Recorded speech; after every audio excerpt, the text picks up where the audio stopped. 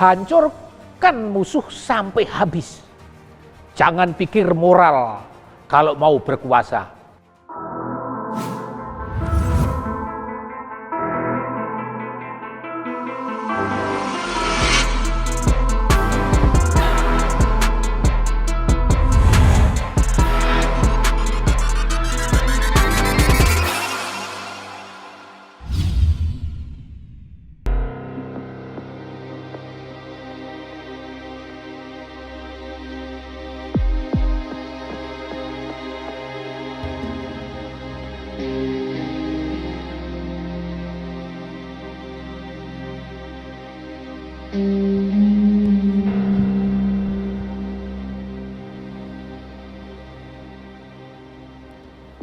Salam kredensial.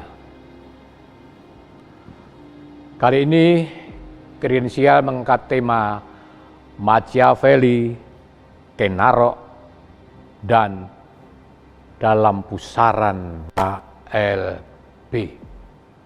Bagian pertama. Politik real adalah pertarungan kekuatan untuk memperoleh kekuasaan. Karena itu, tidak jarang kekuasaan diperoleh lewat kekerasan.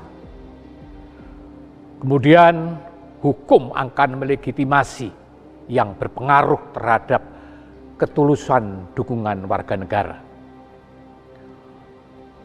Contoh paling mutakhir adalah kudeta militer di Myanmar tanggal 1 Februari silam. Militer di bawah pimpinan Jenderal Min Aung Hlaing mengambil alih kekuasaan dari pemerintahan sipil. Tindakan militer itu ditentang rakyat yang hingga saat ini terus melakukan perlawanan. Korban tewas sudah lebih dari 200 orang. Pada tahun 2013, Jenderal Abdel Fattah al-Sisi menyingkirkan Presiden Muhammad Morsi, presiden terpilih yang dipilih secara demokratis. Tindakan al-Sisi itu berbeda dengan yang terjadi di Myanmar. Apa bedanya? Tindakan al-Sisi didukung oleh rakyat, partai-partai politik yang menentang pemerintahan Morsi. Contoh lain, tahun 1999, pemimpin militer Pakistan Jenderal Pervez Musharraf mendepak pemerintah sipil pimpinan Perdana Menteri Nawaz Sharif lewat kudeta. Meskipun digorengkan dengan cara yang tidak demokratis, boleh dikatakan tidak ada perlawanan terhadap kudeta Musharraf itu. Orang-orang yang kecewa tidak mau repot-repot turun ke jalan seperti yang terjadi di Myanmar, baik untuk mendukung demokrasi atau sekedar menentang pengambil alihan oleh militer.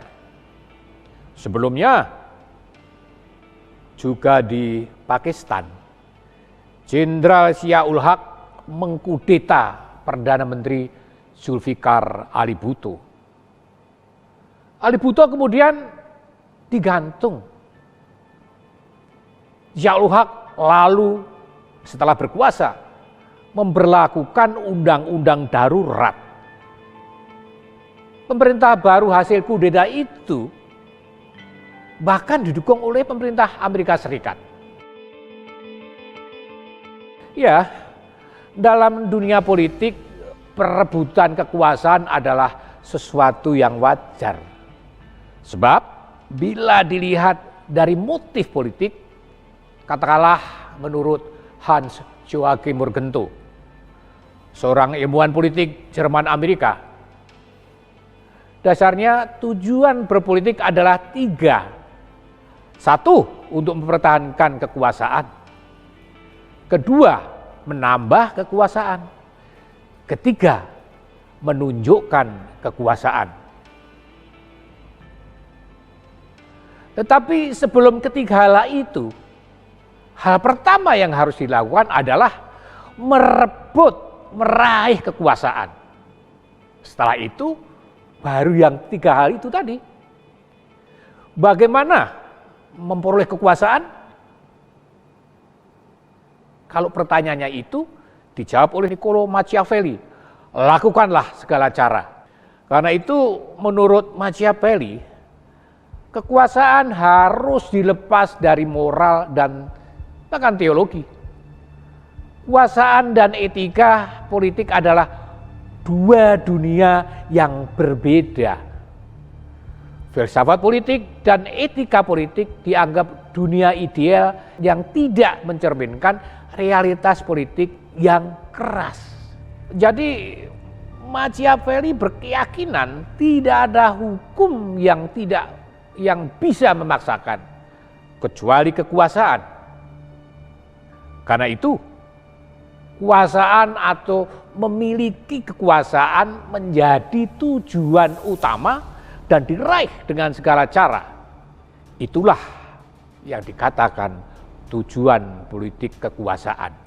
Maka itu sering dikatakan bahwa politik itu kotor. Karena apa? Karena untuk mencapai tujuan itu dilakukan segala macam cara. Memang Machiavelli selalu disalahpahami sebagai dukun pengatur kekerasan. Sebetulnya tidak. Dia melukiskan apa yang terjadi kelak disebut sebagai real politik. Hanya saja yang dikatakan Machiavelli diartikan sebagai perintah atau resep. Resep apa? Resepnya juga diartikan sebagai hancurkan musuh sampai habis. Jangan pikir moral kalau mau berkuasa. Itu salah mengartikan apa yang dikatakan oleh Machiavelli. Tetapi tidak aneh kalau Morgenthau lalu berpendapat orang yang sifatnya murni politik akan menjadi binatang buas. Itu seperti pepatah lama dalam bahasa Latin yang berbunyi demikian, mater saeva cupidinum, mater saeva cupidinum, yang artinya adalah ibu buas dari nafsu, atau dalam terjemahan yang lebih bebas, kekuasaan adalah ibu buas dari segala nafsu, apalagi nafsu berkuasa. Nafsu berkuasa yang berlebih seringkali membuat seseorang buta. Tidak ada buta mata, tadi juga buta hati, menjadi tidak rasional dan bodoh, tidak mampu mengukur dirinya, baik diri dari sisi kompetensi maupun akseptabilitasnya. Bahkan lebih dari itu, tidak jarang dia akan berbuat segala sesuatu yang melanggar etika dan moral. Guna apa? Untuk menjatuhkan lawannya demi meraih kemenangan. Seperti yang dikatakan oleh Machiavelli. Jika demikian, maka politik tidak bisa lagi disebut sebagai seni. Seperti definisi yang dikatakan oleh, paling tidak oleh Otto von Bismarck. Menurut dia, politik adalah seni kemungkinan yang bisa dicapai. Seni terbaik berikutnya.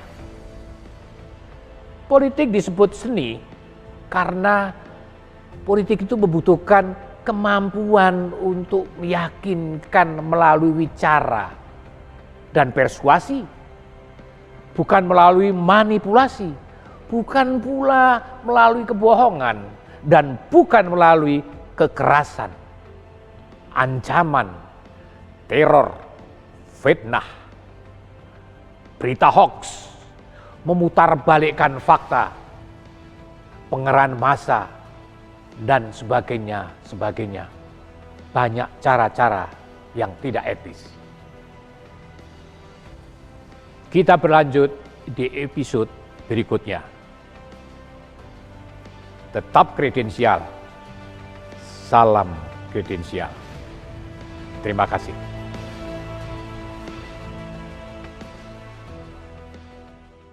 Yang hanya berdasarkan kebrutalan dan kelicikan, dengan sendirinya rapuh adanya.